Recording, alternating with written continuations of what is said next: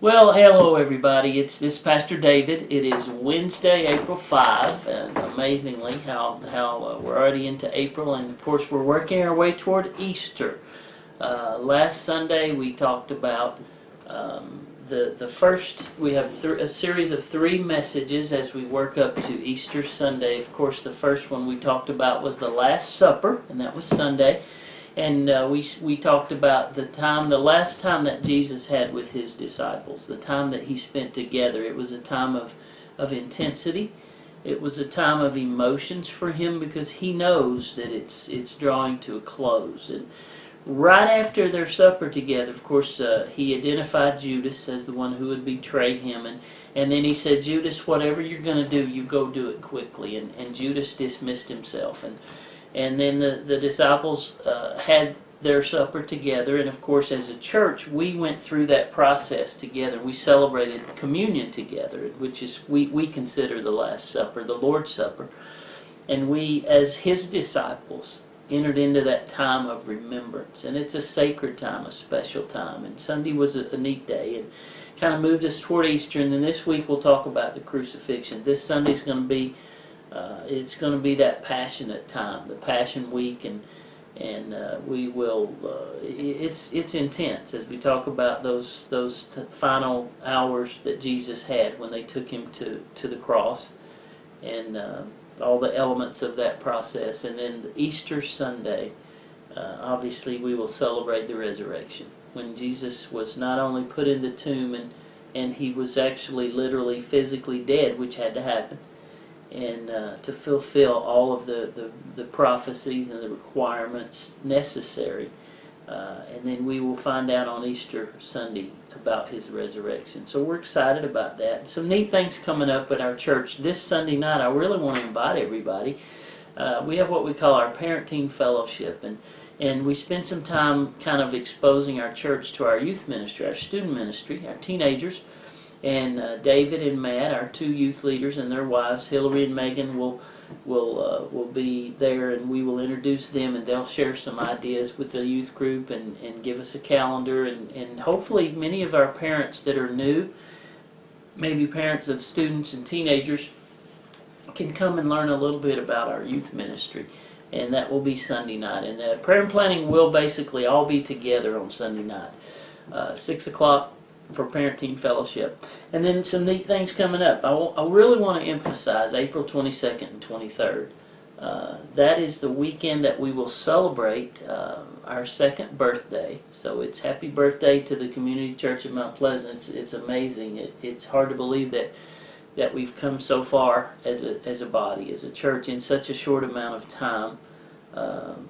God has overwhelmed any of the expectations that I had and many people in our church as we started obviously with very humble beginnings in a barn and just kind of seeing what God was going to do, and God just continued to affirm and validate his church. And I know a few weeks ago we had 275 people on Sunday morning, and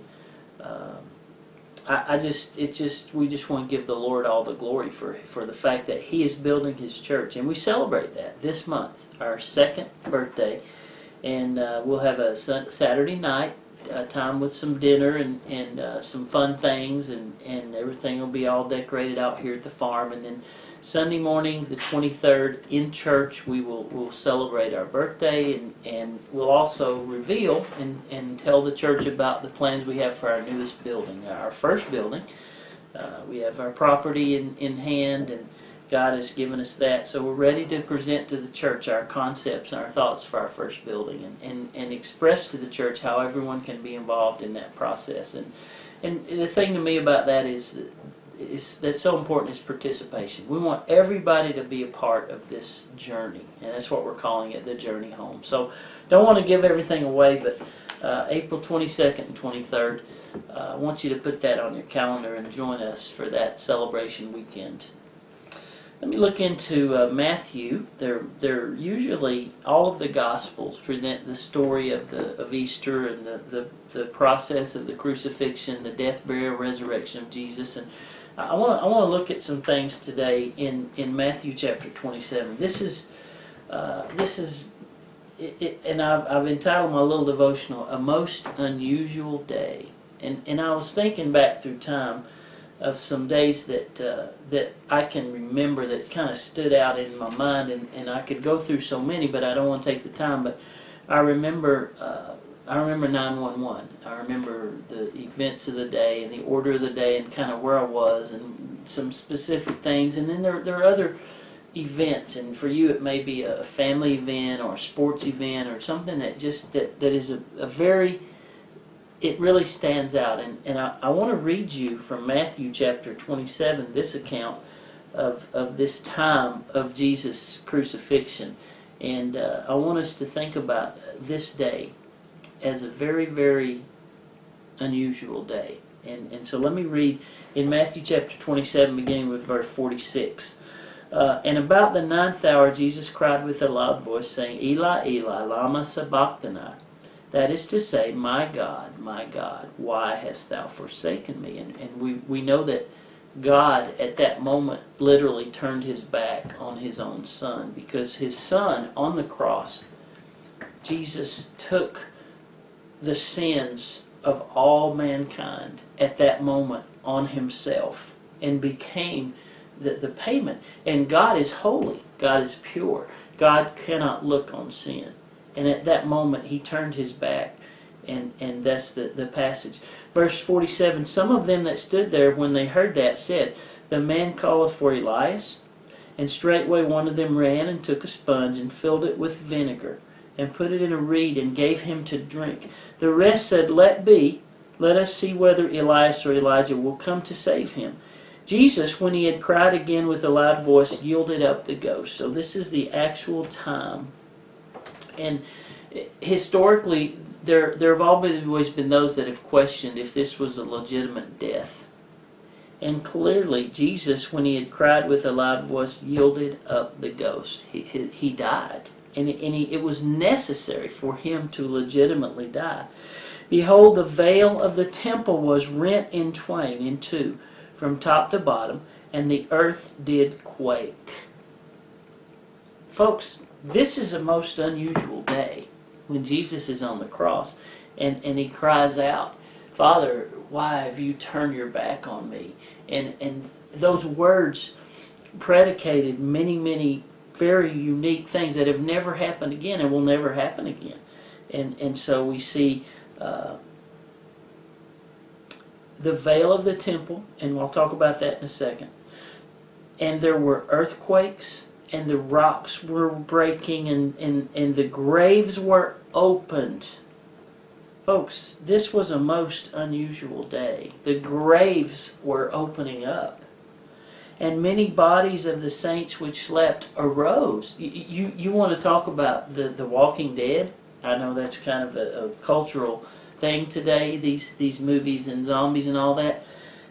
This really happened. This really happened. There are documentation and eyewitnesses and the story of Matthew and people that recorded this, and the graves were open and bodies of the saints which were dead arose and came out of the graves after his resurrection and went into the holy city and appeared unto many. Now listen to these next three verses and I'll close with these. When the centurion, this last verse, when the centurion and they that were with him, watching Jesus, saw the earthquake and those things that were done, they feared greatly. Well, yeah, they feared. And he said this, the centurion said this, truly, this was the Son of God. Now, that's the message that I want you to hear today. So we have this centurion who was a high official, a military commander of probably a group of 100 men or so.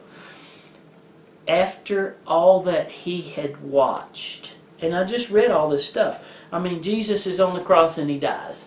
And when he dies, there's earthquakes, the weather is affected, it becomes dark, the sun is hidden.